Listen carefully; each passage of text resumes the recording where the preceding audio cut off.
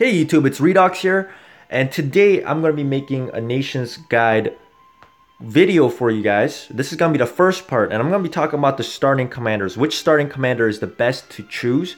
And this is actually important. You do obtain other commanders in the game later on by opening chests, but the reason why your starting commander is very important is because you'll get a lot of sculptures as rewards throughout the game as you progress, which means you can level up your starting commander skills faster. You can max those skills out quicker than the other commanders you obtain through chests, because you have to get sculptures in this game to level up their abilities or skills. So you're going to be using your starting commander a lot. He or she will be important. So deciding on your starting commander when you choose your nation is not very easy. So I'm going to talk about what commander is the best, or which commander is good for, harvesting or attacking, defending, that kind of stuff. That's what I'll be talking about in this video. So let's get into it. First guy I want to talk about is the Roman guy, Scipio Africanus. Hands down, this guy is the best military commander, starting commander in this game. He can lead any type of armies. Doesn't matter what unit composition it is.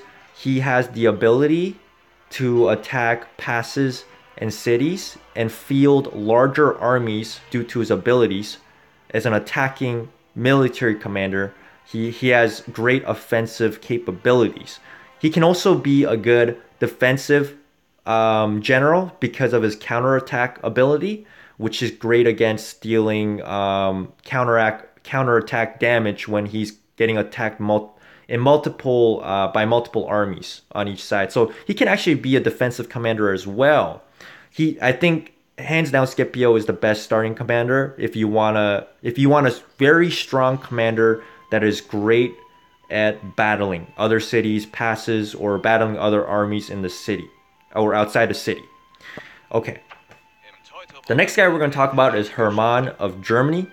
This guy has a special ability as an archer commander, so he's stronger when he leads archer units.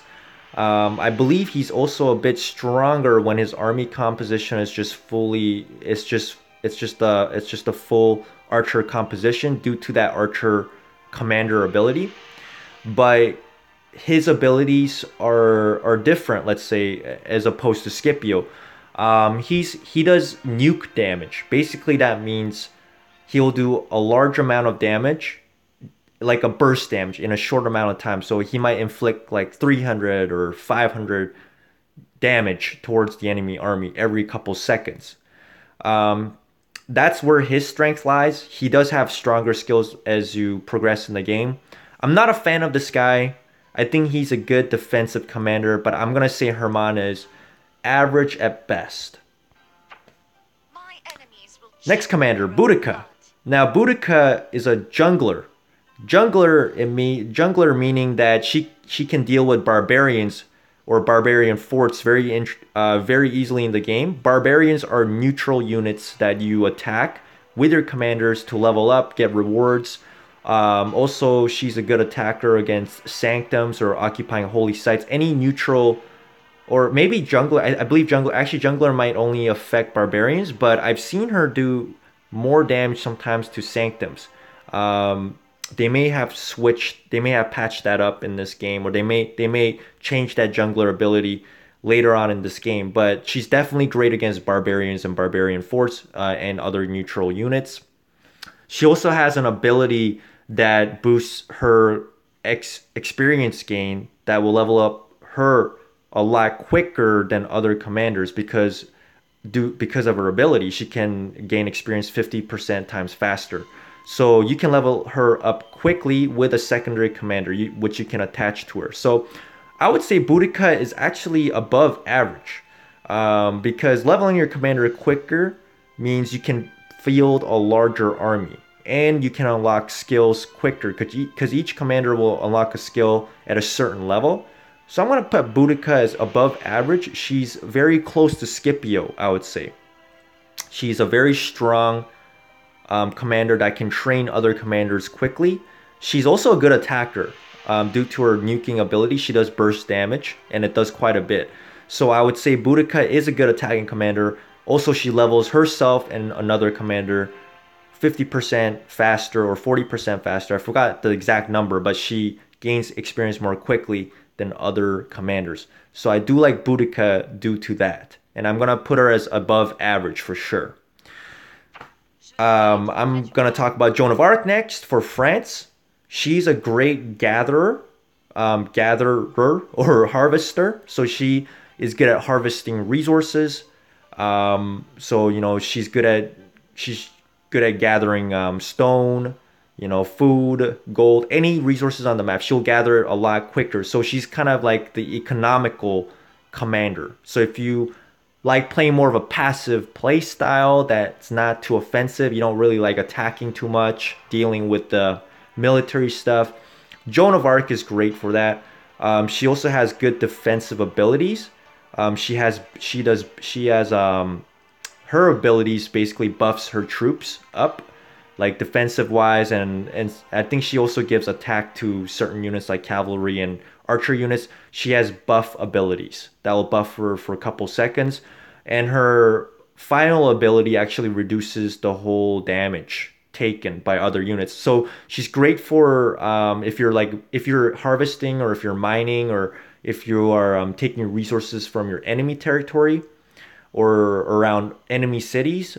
If they try to attack her, she will take reduced damage from them because of her buffed ability. So I would say she's a good defensive commander. At the same time, her offensive capabilities are not that great. I think she's a good defensive commander and definitely a great gatherer. Economically, she's definitely the top. And I'm gonna put Joan of Arc average to above average, but not exactly as high as Boudicca, just because her offensive capabilities, in my opinion, are just not too spectacular unless you use her as like a secondary commander. Yeah, she's mainly just an economical commander. So if you do like the passive playstyle, Joan of Arc is for you for sure. The Spanish guy, Pelagius, honestly, I think this guy is just average. His abilities don't do that much damage. He's another burst damage commander that just, you know, does like 200 or 300 damage every couple seconds. He has other abilities as well, but you're not going to get those until you progress way further into the game.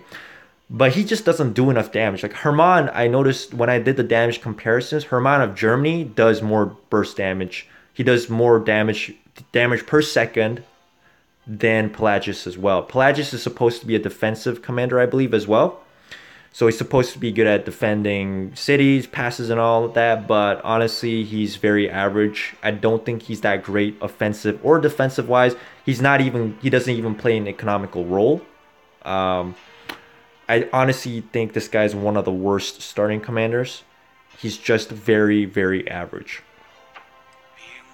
Tzu of China. Okay, so this guy is kind of like in a special category, I want to say, just because his abilities are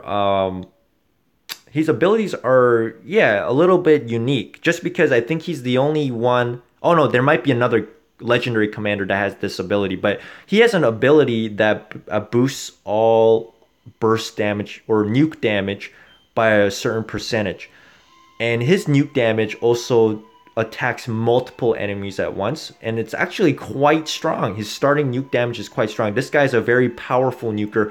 I think definitely one of the strongest nukers in this game. Therefore, I would say he is an above average starting commander. He's a great defender because he can nuke multiple enemies at once. Definitely a great defender. He can also be a good attacker as well, but definitely his defensive capabilities are better.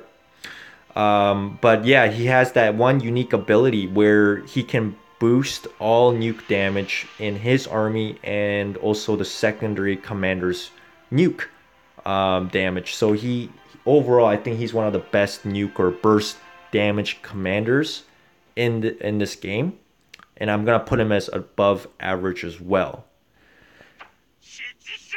All right, the Japanese guy, Kusunoki Masashige. Okay, this guy used to suck, like he was really bad. He just sucked. There was nothing good about this guy, honestly. His skills were subpar. He's supposed to be a defensive commander, meaning that he's, once again, good for defending cities and passes. But every time I played this guy, he just did very minimal damage. He does burst damage just like Tzu of China, and he can attack multiple enemies, but the damage was subpar, and his other abilities were just not that good. You know, he had one ability that was, oh, increased watchtower damage while his garrison, but the watchtower damage bonus is actually useless. Like, unless your city's getting attacked all the time, sure, that means your watchtower damage will get boosted by a max of 5%, but that's not a huge increase. I think it's a wasted skill slot. But they actually ended up buffing this guy because he was too weak. So the Rise of Civilizations devs, I know a couple weeks ago they recently patched him and made his ability, his burst ability damage a bit stronger. So now he's a bit better. I'm still gonna say he's average. He's not subpar anymore. He's not that weak as he used to be. I'm just gonna say he's average. I don't think he's above average. He's just average. But I think he might be better than the Spanish guy now. I think the Spanish commander might be the worst. The last nation we're gonna talk about is the Korean guy, Eulji Mundeok. Now this guy is a defensive commander, and he does burst damage like everyone else. Once again, this guy is very average. I feel like a lot of the defensive commanders are very average, because this game favors the active playstyle. So if you're an active player and you attack a lot, you just get rewarded more. And defensive commanders, although they can make good attackers, they're just not good as commanders that have better abilities that are meant for attacking. So I'm gonna just put this guy as average. He's just kind of like the Japanese guy, but he doesn't attack multiple units with his burst damage. I would actually say he's very comparable to Hermann. Yeah, I'm gonna say he's very comparable to Hermann. So in summary, I'm gonna do a quick summary here for you guys one more time. The Roman commander is a great offensive, defensive commander overall. I think he's top notch. This guy's the best military starting commander. He's also just a great military commander throughout the game. He will never disappoint you. He just does a lot on the field, attacking cities and defending passes. He is great for that. The German guy, he is an average. I would say he's just an average defensive commander. If you use him with an all archer composition, he can be strong. He can be a bit stronger, but he's just average. He's nothing too special. The British commander, great for training herself, leveling herself quicker, and leveling a secondary commander quicker with her XP bonus. And she can also take down barbarian forts and barbarians with relative ease. She can take them down a lot quicker just because she has the jungler ability. So I'm going to put her as above average. And then the French commander, Joan of Arc, once again above average because she's the best economical commander. She can gather, harvest, resources much quicker than other units, and she can also carry more troop load. She can carry more resources back to base. She also has good defensive buffs that can defend her units from other enemies attacking your commander and your army. So Joan of Arc, I'm going to put her as above average as well. So the Spanish commander, once again, very average. I think actually he's the worst commander out of all the nations. He just doesn't do much, and his damage is weak. The Chinese commander, Sun Tzu, great starting commander when it comes to defensive capabilities, and he does a lot of nuke damage. His nuke damage is very powerful, attacks multiple units, and he also has the ability where he can increase his nuke damage with a secondary commander. So I'm going to put Sun Tzu as an above average commander. The Japanese commander, just a defensive guy like the Korean commander and Hermann. He is average, nothing too special. And then once again, the Korean guy is exactly the same as Hermann from Germany. Or the Japanese commander, very, very similar. And he's just going to be average. So there you go, guys. I personally recommend you guys choose the Romans. Okay, if you like military prowess, if you like attacking, if you like being active, Roman is a great nation and to start off with because of the starting commander. Or you can do French as well. I would say the French is not a bad nation to start off with. Joan of Arc is a good commander, I would say. Definitely above average. But she's not that great when it comes to attacking. She needs some support. A good secondary commander that's good for attacking may help. And then the British commander, she's great for attacking barbarians, neutral units, even other cities and units. And also she will level up quicker than other commanders. So the Rome, Britain, France, China, also a great nation to start off with. Like I say, starting commander is good. Japan, we'll talk about the nation bonuses in the second video. The commander is weak, but I do like the nation bonuses. So yeah, when it comes to starting commanders, I would say Rome, France, Britain, and China are gonna be the top. They have the best starting commanders. Germany, Spain, Japan, and Korea has very average to subpar starting commanders. So there you go, guys. That's kind of the video. I hope you guys enjoyed it. I'll make another video, nation bonuses, and I'll make more videos on Rise of Civilizations if you guys want me to. Leave up a thumbs up and comments if you enjoyed the video. Give me some feedback, and I'll see you guys next time.